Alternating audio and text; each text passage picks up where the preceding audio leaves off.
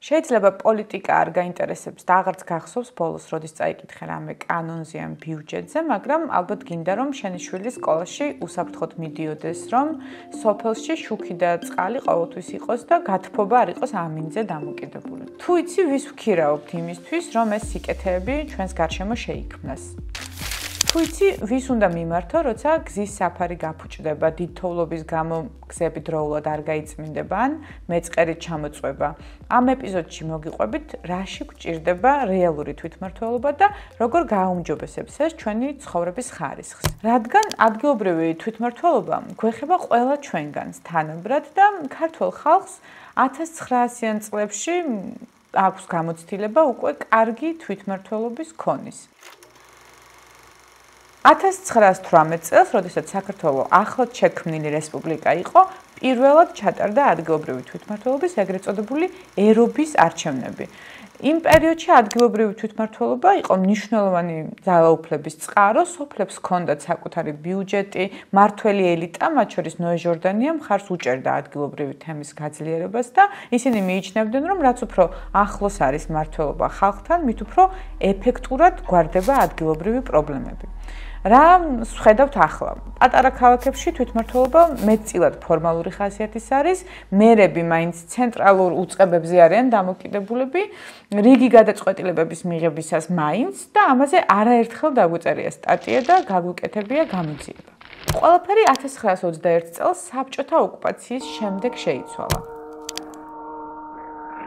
საბჭოთა რეჟიმმა გააუქმა თემის ძალაუფლება და შექმნა მართვის სისტემა, სადაც ყველა გადაწყვეტილება ცენტრში და ერთ კაბინეტში მიიღებოდა. დამოუკიდებლობის შემდგომ კი 1990-იან წლებში გაჩენილი იმედი, რომ ცვლილება შესაძლებელი იყო, ეკონომიკურმა კრიზისმა და სამოქალაქო ომმა გაანადგურა. 2006 წელს გაუქმდა თვითმმართველობის ქვედა დონე, ანუ სოფლსა და ქალაქს აღარ ყავდა საკუთარი არჩეული ხელისუფლება. 2017 წელს მმართველმა პარტიამ თვითმმართველ ქალაქებს სტატუსი მოუხსნა საერთოდ, მაგალითად ზუგდიდს, გორს, ოზურგეთს, ახალციხეს, თელავს. ამასთან ერთად მუნიციპალიტეტებს წაართვეს ფინანსური რესურსებიც. თვითმმართველობის ბიუჯეტებში ადგილობრივი შემოსავლების წილი არის 15%-ზე ნაკლები, დანარჩენი კი სახელმწიფო ტრანსფერებიდან მოდის. მთავრობა თვითონაც ამბობს, რომ ქალაქებს და სოფლებს უფლებამოსილებებს აძლევენ, მაგრამ მათ იმისთვის, რომ ეს უფლებები რეალურად განახორციელონ, რესურსები არ ყოფნით.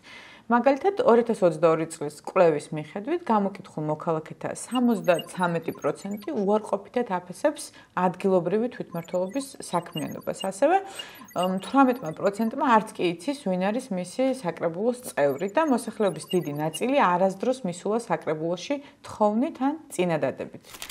ყოფილი პრემიერ-მინისტრი ირაკლი ღარიბაშვილი 2021 წელს ამბობდა.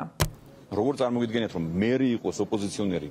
ჯიპში ედგა საკუთარ ხალხს, საკუთარ საკრებულოს. ქართული ოცნების მიზანი არა ადგილობრივი თვითმმართველობის წარმატება, არამედ ცენტრალური ძალაუფლების შენარჩუნება, ასე იყო წინა მთავრობების შემთხვევაში. რა ხდება ჩვენთან? დღეს მაგალითად თუ სოფელში გადაიწვა გარე განათება, ჯერ მერის წარმომადგენელს უნდა დაურეკო, ის ცენტრში გადარეკავს, ბიუჯეტს გადაამოწმებენ და მხოლოდ ამის შემდეგ შეიძლება პრობლემის მოგვარება, თუ მოგვარდა. საქართველოში ადგილობრივ თვითმმართველობებს ბიუჯეტის მხოლოდ 4-5%-ის განკარგვა შეუძლიათ საკუთარი გადაწყვეტილებების შესაბამისად. შედარებისთვის ეს მაჩვენებელი ევროკავშირის ქვეყნებში 30-50%-საც კი აღწევს.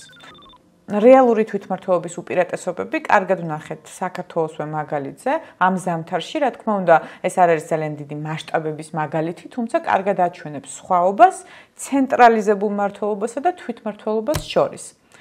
წალენჯიხაში 2021 წელს მერი გახდა ოპოზიციონერი კანდიდატი და დღემდე მუნიციპალიტეტში მმართველ პარტიას ნაკლები გავლენა აქვს.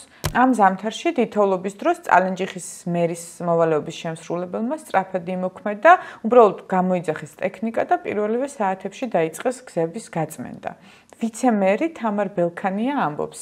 ჩვენ ამ ეს თოვლი დითოვლობა არ ვაქციეთ სტიქიათ, რადგან ჩართული იყო ადამიანური რესურსი, ჩართული იყო ესეთი მობილიზებული ტექნიკა, ეფექტი ქონდა იმას, რომ ჩვენ არ დაველოდეთ მითითება ზევიდან და ალბათ არც არავინ მოგწევდა მსგავს მითითებას. მაშინ როცა კარგად გვახსოვს დაგვიანებული და ცენტრიდან ნაკარნახები გადაწყვეტილებები ლანჩხუთის დააჭერის სოფლებში რა შედეგებით დასრულდა.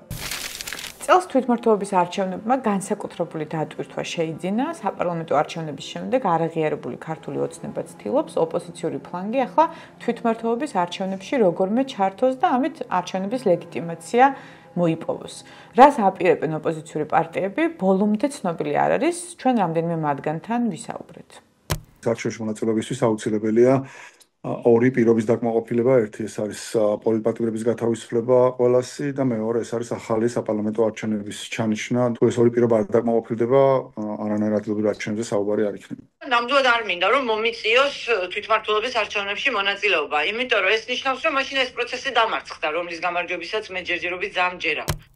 ლელოსთვის, ძლიერ საქართველოსთვის ეს საკითხი დღეს არ არის აქტუალური და ამ საკითხის დღეს გააქტუალურება ემსახურება მხოლოდ ივანიშვილის მიზნებს. რა იქნება ხვალ, ამაზე ვილაპარაკოთ ხვალ. და რადგან ოპოზიციონერებთან საუბრის საშუალება გქონდა, ისიც ვკითხეთ, რას უპირებენ თვითმმართველობას, თუ კი ხელისუფლებას გადაიბარებენ და ქვეყნის მართვის საშუალება ექნებათ. როგორი პროფესორიც არ უნდა ვიჯდე ხა აქ თბილისში და რამდენი წიგნიც არ უნდა მქონდეს საკითხული, ეხა ფიზიკურად ვერ მეწოდინება ის პრობლემები, რაც უშუალოდ სადღაც იმაში რა ვქვა, გოლასკურში მცხოვრებ ადამიანს ეხება. ჩვენი ამოცანა ზუსტად ეს არის 25,000 ზემოთ ან 30,000 ზემოთ, სადაც მოსახლეობაა, ხო? შენ მიცე შესაძლებლობა, რომ თვითგამორკვევის პრინციპით თვითმმართველი ერთეულის სტატუსი მიიღოს. თავის ცხოვრება იმ დონეზე, რა დონეც მას ეხება, თვითონ განკარგოს. ანუ ისე მუნიციპალური თემები რაც არის, ხო, სად იქნება პარკი, სად იქნება ინტერნეტი, სად იქნება კარგი გაყვანილობა, ანუ ის რაც მის ცხოვრების ხარისხზე მოქმედებს. თვითმმართველობაში ადგილზე მცხოვრებ ადამიანებს უნდა გააჩნდეთ საკუთრება და საკუთრებიდან გამომდინარე შემდეგ პირადი ინტერესები. ამ პრობლემა მდგომარეობს იმაში, რომ ამ წუთის მდგომარეობით საქართველოში მთელი საკუთრება პრაქტიკულად არის სახელმწიფოს ხელში და სახელმწიფო საგაცნობო თბილისის ხელშია, მთავრობის ხელშია.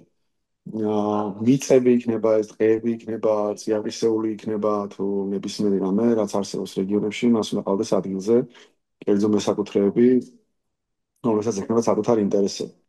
ერთი და მეორე არის ფინანსები. რომ თვითმმართველობა უნდა იყოს ფინანსურად უზრუნველყოფილი და დამოუკიდებელი ცენტრისგან, არ უნდა იყოს დამოკიდებული იმაზე თბილისი რამდენ ფულს მისცემს. ამას სჭირდება ეგრეთ წოდებული ფისკალური დეცენტრალიზაცია, რომ ადგილზე გადასახადები რაც იქნება, გადასახადების მნიშვნელოვანი ნაწილი რჩებოდეს ადგილზე და პრობლემების უდიდეს ნაწილს ადგილზე ავარებდნენ ადამიანები. ამ ინფორმაციულ ეპოქაში მოქალაქეს აქვს საკმარისი შესაძლებლობები იმისთვის, რომ საზოგადოებრივ პროცესში იყოს აქტიურად ჩართული. ხოლო თვითმმართველობის მუშაობაში მონაწილეობას შეუძლია უკეთესი საცხოვრებელი გარემოს შექმნა ყველა მოქალაქისთვის. ეს არის მინიმუმი, რაც შეიძლება აქტიურმა მოქალაქემ დღეს გააკეთოს თვითმმართველობის გასაუმჯობესებლად. მაგალითად, მოვითხოვოთ, რომ ადგილობრივ თვითმმართველობებს ჰქონდეთ საკუთარი ბიუჯეტი. არა ცენტრიდან კონტროლირებადი ფული, არამედ საკუთარი შემოსავალი, რაც მოიტანს მეტ პასუხისმგებლობას და დამოუკიდებლობას. დავესწროთ საკრებულოს სხდომებს, გავეცნოთ, როგორ იხარჯება ბიუჯეტი, ასევე შეგვიძლია ჩავერთოთ ბიუჯეტირების პროექტებში და ადგილობრივ ინიციატივებში და ბოლოს შეგვიძლია ვაკონტროლოთ არჩეული წარმომადგენლები, მოვთხოვოთ მათ ანგარიშვალდებულება, ვიყოთ კრიტიკულები და მოვითხოვოთ განაპირობის შესრულება.